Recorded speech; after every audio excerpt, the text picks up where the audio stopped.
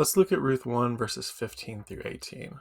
Before we dive into the verses, we'll do a quick story recap. So, Naomi's family has to leave the land of Israel because there's a famine. So, they end up journeying to Moab. At some point after they've moved to Moab, Elimelech, Naomi's husband, dies. And after his death, her sons get married. And then, after 10 years, tragedy strikes again. Her sons also die. Then, after some unspecified period of time, Naomi hears that the famine has let up in the land of Israel and she decides to return. And then she spends a good chunk of the first chapter trying to persuade her two daughters in law, Ruth and Orpah, to stay and to go back to their own families. And so that's where we pick the story up in verse 15. Here's my translation of it from the Hebrew. It says, Then she, Naomi, said, Look, your sister-in-law returned to her people and her gods. Return after your sister-in-law. Ruth replied, Do not pressure me to abandon you, to turn back from following you.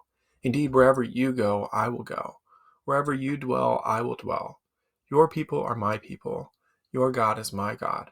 Wherever you die, I will die, and I will be buried there. May the Lord do like thus and thus to me and more. Indeed, if even death separates me and you. When Naomi saw that she was determined to walk with her, she stopped speaking to her. Okay, let's look a little bit more closely at Ruth 1, verse 15. Here it is, and you can see the Hebrew, and this is my translation. Notice that Ruth, Naomi, and Orpah sort of form a new family unit. The men have died, and they're left with just themselves, just women, in an ancient patriarchal society. It's not a great situation to be in. And so Naomi tries to convince Orpah and Ruth to leave, and she successfully convinces Orpah to do so. And she tries to convince Ruth to do it, but Ruth is going to refuse. So how does she try to convince Ruth to leave? Well, she appeals to Ruth's sense of family loyalty and religious sensibilities. She says, hey, Orpah went back to her people and her gods. You should do the same. Now, we know that Israel serves the God called Yahweh, and we also know that Moab served the god called Chemosh, and among probably other gods as well. You can read about that in Numbers 21, verse 29. And so essentially, Ruth is standing here after listening to Naomi's speech with a decision to make. Will she follow Yahweh, or will she return to Chemosh and other Moabite deities? And so that's the choice that Ruth is left with in Ruth 1, verse 15. When we look at Ruth 1, verse 16, we finally hear Ruth's reply. So this is when Ruth speaks in the story. It says, Ruth replied, Do not pressure me to abandon you, to turn back from following you. Indeed, wherever you go, I will go. Wherever you dwell, I will dwell. Your people are my people. Your God is my God. So this is Ruth's famous verse here. This is a famous speech in the passage. And I want to point a couple of things out that I think are important. This word here in the Hebrew is translated as to abandon you. And so Ruth is saying, don't pressure me to leave you. Now, abandoning your family is that phrase is what you use when you get married. It appears in the verse in Genesis when it talks about a man will leave his family and cling to his wife. So what we see is that when Ruth married, she actually already abandoned her family and became a part of Naomi's family, right? Now, when we use the word abandon in our modern sense, we're thinking, of some sort of unfaithful act, like you shouldn't abandon someone. But that's not how this word is being used here in the biblical text. This is a natural process, but it still is a separation. And so Ruth has been separated from her family, and she's been brought into Naomi's family, and the tragedy has struck. And so Naomi suggests that Ruth now abandon her family and go back. But we see that Ruth is going to reject that. She's not interested in going back to her own family. She's not interested in going through the process of, quote unquote, abandoning a family yet again. And so she makes this famous statement. Now, often this verse, when you see it, will be translated as your people shall be my people, or your people will be my people. So this gets translated as this future decision. So like Ruth is here making a choice projected into the future. Like she's not a part of Naomi's family, but she's going to become a part of that. But actually, in the Hebrew, there are no verbs here, right? It's just your people, my people, your God, my God. And there's a good case to be made that we should not think of this as a future decision of Naomi's, but it's a present reality. Remember, Ruth already left her family. She already became a part of Naomi's family. And so in her mind, she's already there. She's already adopted these people, or been adopted into this family and into this religious system. So what is the significance of this? Ruth declares that she no longer identifies herself as a Moabite. Instead, she has fully embraced her Israelite future and the religious change this requires, which would be worship of Israel's God. This is a present reality and not a future decision for Ruth. Now, as we'll see, the other people still will call her a Moabite, but Ruth identifies herself with Naomi's people already. Let's look at Ruth 1, verse 17. And again, here is the Hebrew text with my translation. There's a couple of things I want to point out about this verse. There's this phrase that I've translated as thus and thus, and that's an awkward thing to say in English. But it's something called an oath formula. And oath formulas were common in the Bible, and so you can see this all throughout the Old Testament, where people will make oaths. Now, the details of this oath are left unsaid, so we don't know exactly what Ruth is suggesting, but it most likely included curses that the narrator has left out for some reason. Or we could imagine Ruth walking down the road with Naomi, and she's like, may thus and thus, and then she's like making some kind of gesture, like slashing across her throat, or hitting herself. Just something that's indicating that what she expects to happen to her is really terrible if she proves to be unable or unwilling to keep her promise to Naomi. Now, there's another interesting thing about this oath formula.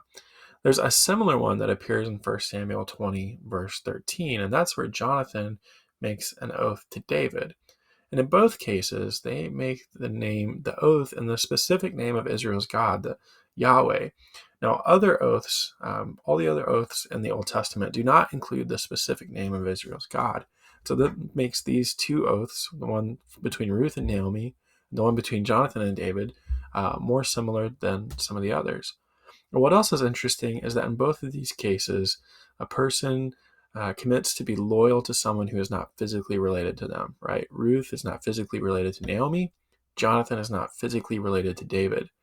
And additionally, Ruth and Jonathan are both at a disadvantage in their relationships, right? Ruth is an outsider, promising to be a part of Naomi as she goes back to her people. And of course, Jonathan, his dad, Saul, was angry and wanting to kill David. And so Jonathan, by professing his loyalty to David, actually puts himself in harm's way. And so we can see that this is a really powerful moment and commitment on the part of Ruth to Naomi. And then we want to point out one more really important word in this verse, and that is this word that's translated as separate. So Ruth is promised that not even death will be able to separate her and Naomi. This verse is similar. This word is also used in Genesis 13, verse 11. It says, so Lot chose for himself all the plain of the Jordan, and Lot journeyed eastward. Thus they separated from each other. So this is a story when Abraham and Lot, they can no longer coexist, and so they separate from one another. And this creates the background for the whole story that we can see sort of outlined in this diagram I've made. Okay, so Abraham and Lot, they're separated because they're too wealthy to live in the land. And then Abraham and Lot, their descendants, form the Israelites and the Moabites. So the Israelites and the Moabites are sort of distantly related to one another, and yet they are divided. And in fact, you can read about all of the problems between the Israelites and Moabites in the book of Numbers. And then they reappear in several other stories throughout the Old Testament. So Naomi comes from the Israelites and Ruth comes from the Moabites. But in this story, Ruth promises that not even death will be able to separate. And so what we have is sort of this reconciliation between these two people groups represented by Ruth and Naomi, right? And especially by Ruth's commitment to Naomi. And so it's a really interesting story of redemption in some ways and reconciliation between these two people. Okay, let's look finally at Ruth 1, verse 18.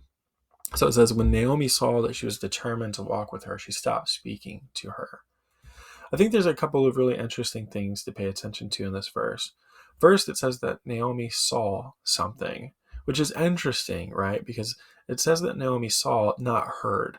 And yet the narrator, besides talking about the women walking down the road, has only recorded their speech. Right? So we don't have any indication of what gestures or attitude they were expressing through their body language. But Ruth's determination was visible in her body language and not just her words. And Naomi sees that. It's more than just what she hears, it's what she sees. And how does Naomi respond? Well, she responds by giving Ruth the silent treatment. So there's a couple of ways we could interpret this. Is Naomi happy? So the silence is sort of, comfort, or is she speechless in awe of Ruth's vow of loyalty, or is she frustrated that she hasn't been able to convince Ruth to leave?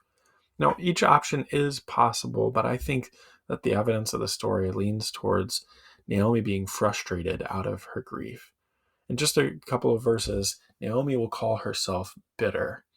And so if the silence is from frustration, Naomi may be trying one last time to get her to leave. Like, if I'm just quiet and don't talk to her about anything as we walk all the way back from Moab to Bethlehem, then perhaps she will finally get the picture and move along. And so that, I think, is what's happening, is Naomi is giving her the silent treatment, trying one last time to get her to leave.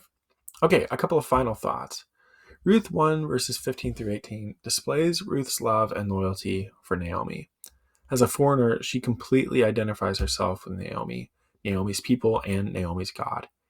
In her grief, Naomi responds with the silent treatment. And an important question for the whole book is, how will Ruth's commitment to Naomi play out in the rest of the story? All right, so that's it for this video. If you liked it, make sure you subscribe to the channel and follow along with the other videos from the series.